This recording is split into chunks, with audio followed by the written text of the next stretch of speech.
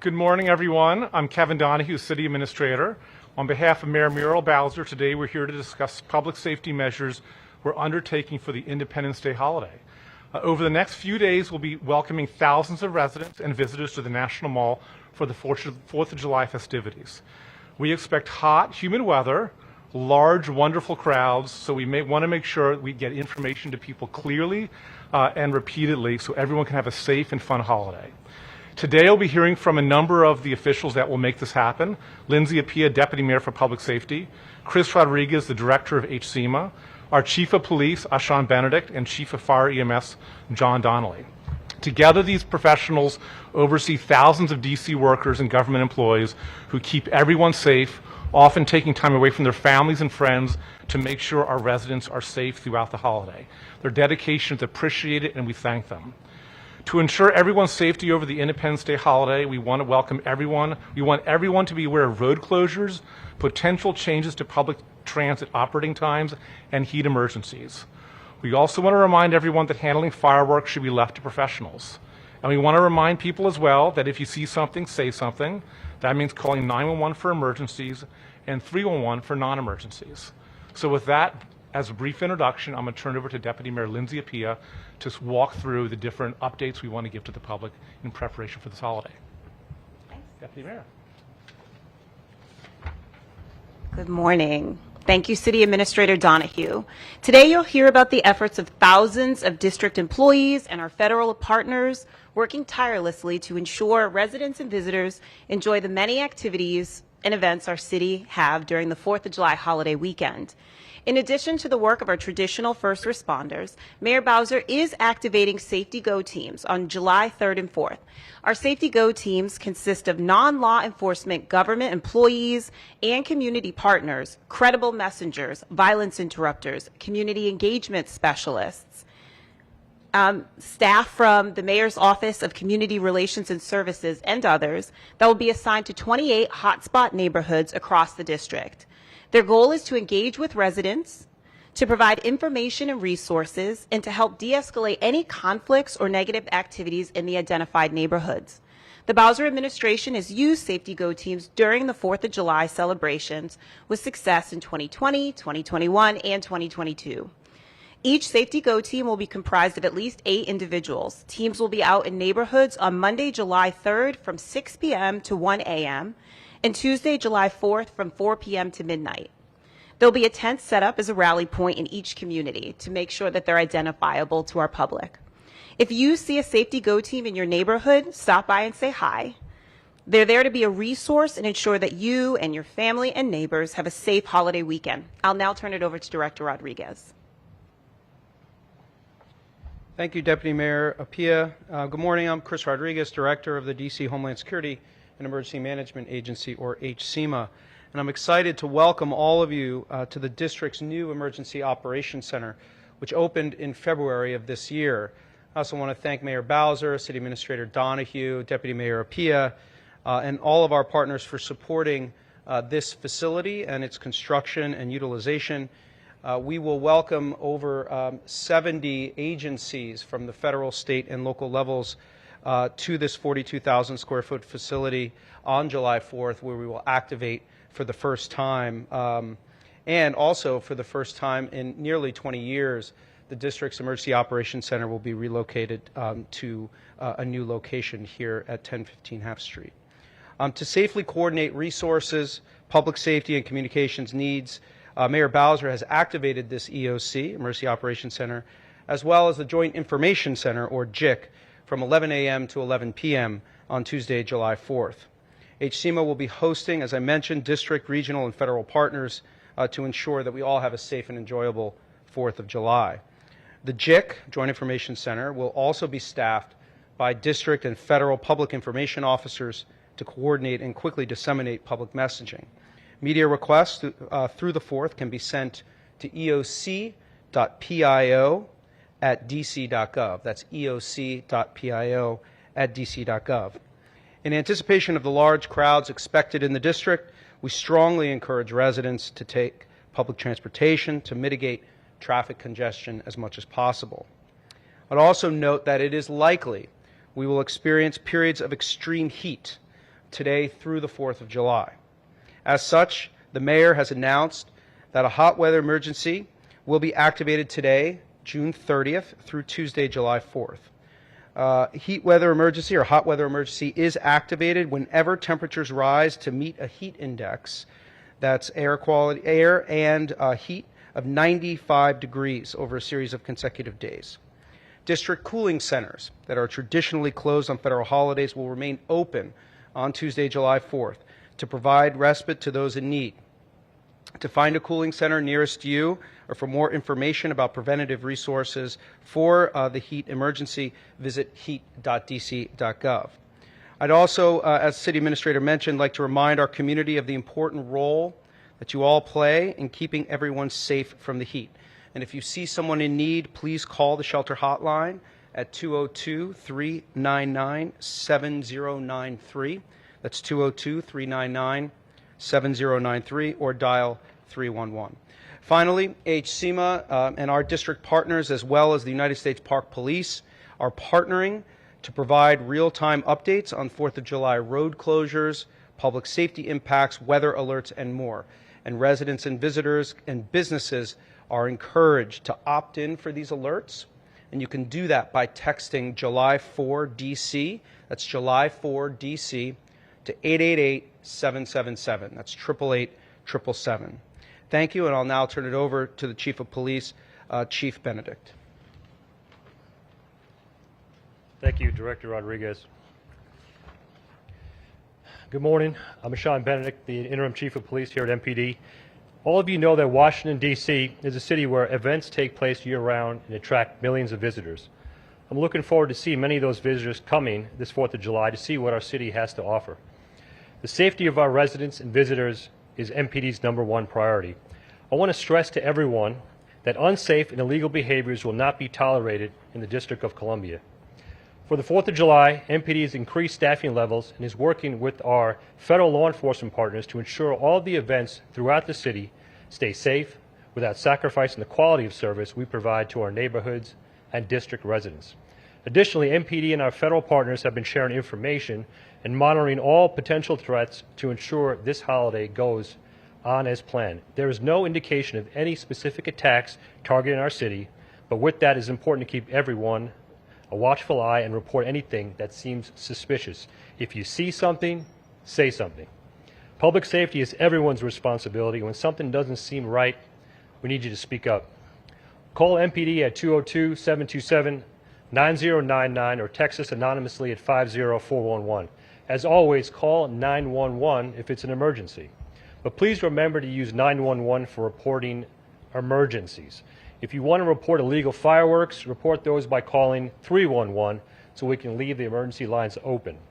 For those driving on the 4th of July, please understand that many streets around the National Mall, the Tidal Basin, and other areas throughout the city will be closed to all traffic. There will be numerous closures for the Barracks Row and Palisades neighborhood parades. You can find specific road closures and an interactive map on MPD's website and social media channels. Additionally, there are numerous watercraft restrictions on the Potomac River that will go into effect on July 4th. As always, if you plan to watch the fireworks from your boat on the Potomac River, you must adhere to the designated anchorage zone. While we encourage everyone to enjoy the holiday, partake in celebrations, and have fun, we would like to remind everyone to use safety precautions, common sense, and good judgment. Joined with us today is the head of the ATF, Craig Calamai, the special agent in charge. MPD and ATF work very closely during this holiday season, as we do year-round, but specifically here in the area of firearms and explosives. When it comes to fireworks and explosives, ATF helps regulate the industry when it comes to commercial-grade fireworks, and they're intimately involved with the National Park Service in that area. There's really no fireworks that are legal in the city at all. When it comes to commercial-grade fireworks, please, I'm asking the public, do not get yourself involved personally with commercial-grade fireworks. It opens yourself up to punitive damages, including federal prosecution. When it comes to guns, for some reason, people like to shoot guns on the 4th of July and also on New Year's Eve. And it just boggles my mind because what goes up must come down. It's illegal to shoot a firearm in the District of Columbia. If you're not supposed to have a firearm and you're just possessing it is illegal, you're opening yourselves up to not only prosecution by the Metropolitan Police Department, but also the ATF. So please, please, please don't do that. Don't shoot guns in this city. It's not a good move. Lastly, I want to thank the MPD officers that work each holiday, our DC Fire and EMS crews as well, and the rest of our agency partners who work together to ensure a fun and safe 4th of July. Thank you. I'm going to turn it over to Chief Donnelly from the Fire Department. Thank you, Chief. Thank you, City Administrator and Deputy Mayor. Thank you, everybody, for coming today to hear what we're doing to keep you safe. I'm John Donnelly, District of Columbia Fire and EMS Chief.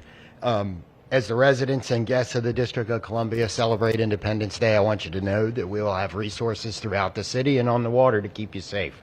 We'll be supporting all of the federal events as well as our neighborhoods and the things that go on there. Our people are dedicated to the work they do, and I'd like to thank them at the beginning of this for giving up their time with their families on the 4th of July to be here to serve the community. We want you to have fun, but we really want you to be safe. And there's a couple things you can do. We talked a little bit about fireworks. I'll go into a little more definition of what's illegal. A reminder that fireworks that explode, move, or emit sparks larger than 12 feet are illegal in the District of Columbia. So if it does any of those things, don't do it. If you find some of those being sold somewhere, if you want to keep your community safe, if you want to report them, please use our arson tip line at 202-673-ARSON. Please let us know. We'll be out there. We have our partners here with the ATF and MPD to deal with that.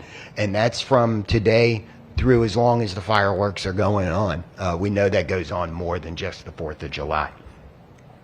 The other part is to be prepared on your own for extreme weather. We want you to be prepared for extreme heat. Staying healthy and being able to enjoy this Independence Day means doing things like wearing loose, lightweight, light-colored clothing, being hydrated, find shade, wear a hat, make sure that hat protects your face. Go indoors when you get hot. Know where the open spaces are. We have our cooling centers open. If you're down on the mall as a visitor, our museums are open. These are great places to cool off before you come back outside. Drink plenty of fluids, but don't overdo the alcohol. And if needed, take a cool shower or bath. Know the signs of heat-related illnesses and watch for heat cramps. They're an indicator of bigger problems. Call 911 if you have an emergency. Please check on family members and adults throughout the community that you know that may be alone. Make sure that they have the things that they need. And don't forget about your pets. They need water and they don't need to be locked in your cars. So if we have extreme weather, there'll be notices through your text system to shelter and where to go for shelters. But think about where those are, especially if you're on the mall. In closing, leaving the fireworks to professionals and preparing for extreme weather will help you have a great, safe holiday and 4th of July experience to celebrate our nation's Independence Day. Thank you. City Administrator. Thank you, everyone. We will now be open to your questions.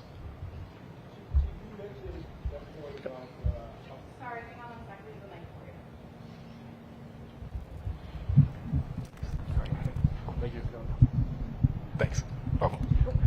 Chief, you mentioned again at this, I guess, tradition of people shooting off guns and things like that. Are you going to be using, monitoring shot spotters and things like that and responding to those incidents when they happen? Absolutely, yeah. That information gets relayed to our officers in real time into their CAD system. So we'll have officers. We have a robust deployment on the 4th of July, not only in and around the areas where the celebrations are taking place, but within the communities themselves. Thank you. Would you wait for the mic to come over here?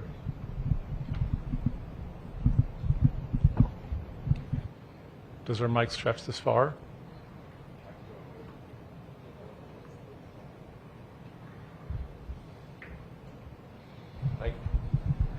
Hi. Ashraf Khalil with the Associated Press.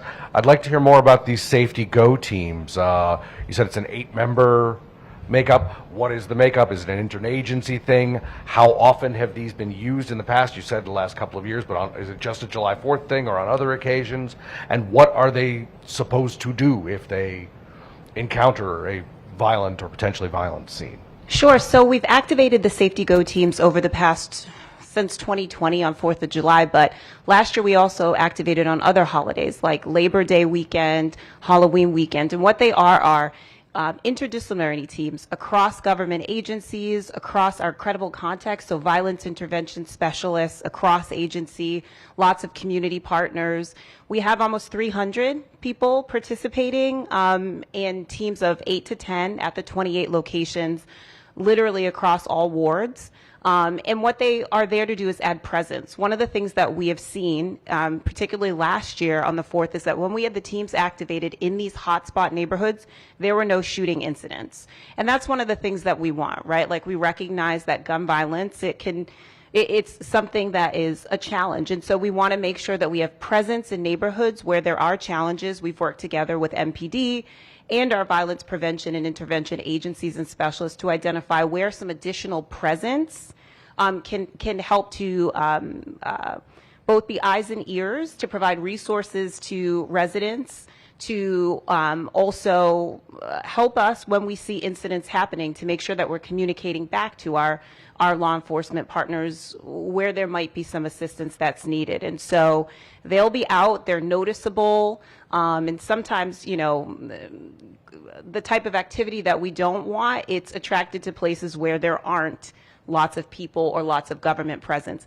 It's in some respects similar to the models we use on our public safety task forces in our nightlife areas.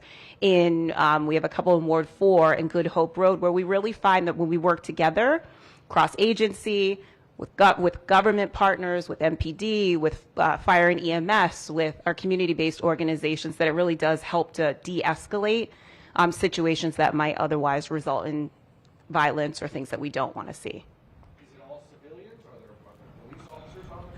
There won't be police. Nope, these are non-law enforcement, right? So one of the things that we want to make sure that we do is allow our officers to really focus on crime and on potential violence. And so these are non-law enforcement entities, but really we are very fortunate in the district to have a lot of violence prevention specialists across program who are used to really identifying what might be a potential issue and to help de-escalate that.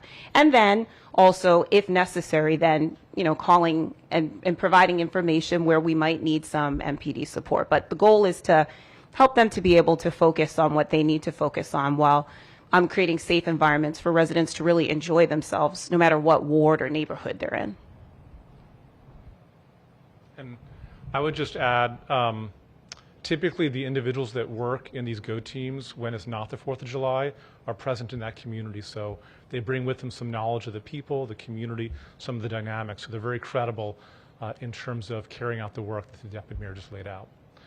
Other questions? Yes, Sam? So I'd heard about one of these, I guess, over in Southeast, and I thought it was a party. Is there going to be music and stuff like that? I mean, is it going to be a party? Yeah, no, well, no. I mean, hopefully it's an enjoyable. We'll have tents, which are very recognizable, individuals in very recognizable gear. We'll have resources and, you know, candy and things that are attractive if residents want to come and interact. But really the goal is for them not to be at the tents or attracting people there, but out interacting.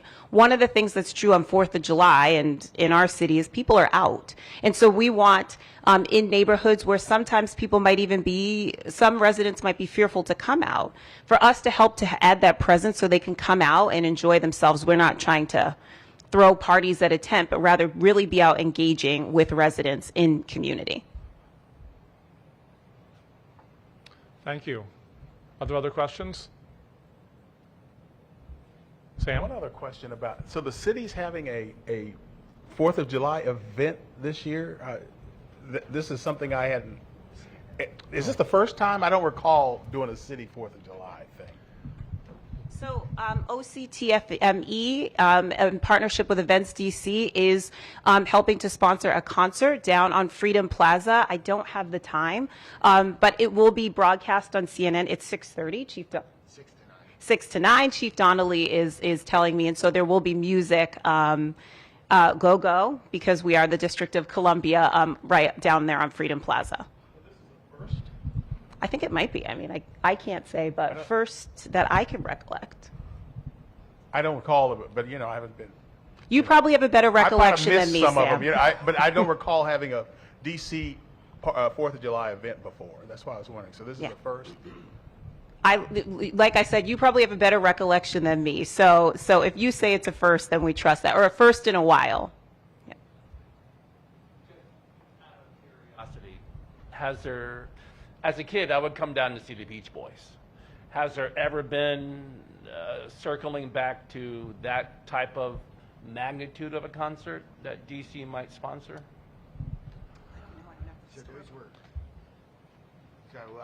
I came to those as well. I wasn't a kid. Those are historically a part of a National Park Service, and there's been a lot of changes since then about where the National Park Service has done things. But I'm sure if they wanted to, we'd be open to it. I too came down to those. Thank you for admitting it first, though. Okay. Any last question? Do we know anything about the air quality coming up this weekend? Generally, I found that the air quality forecasts are done only 24 hours in advance because they change pretty quickly to have some confidence in them. So it's something that we monitor closely. We've had 2 instances in the past 3 weeks where we've really had red, and in one case a maroon day, and so we're able to make adjustments.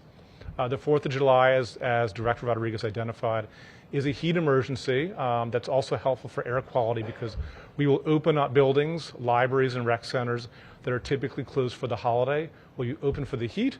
And if we do have a bad air quality day, we'll also be open for people to be able to get some indoor filtered air.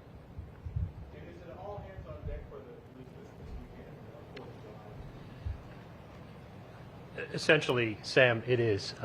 We have a very, very robust deployment, like I mentioned earlier, not only around the areas of celebrations, but within the community. So we will have a lot of officers. As some of the senior officers have mentioned, they haven't had a 4th of July off in 25 years. So we have a lot of people working on the 4th. Right. Thank you. All right. Thank you, everybody. Thank you, everyone. Stay safe.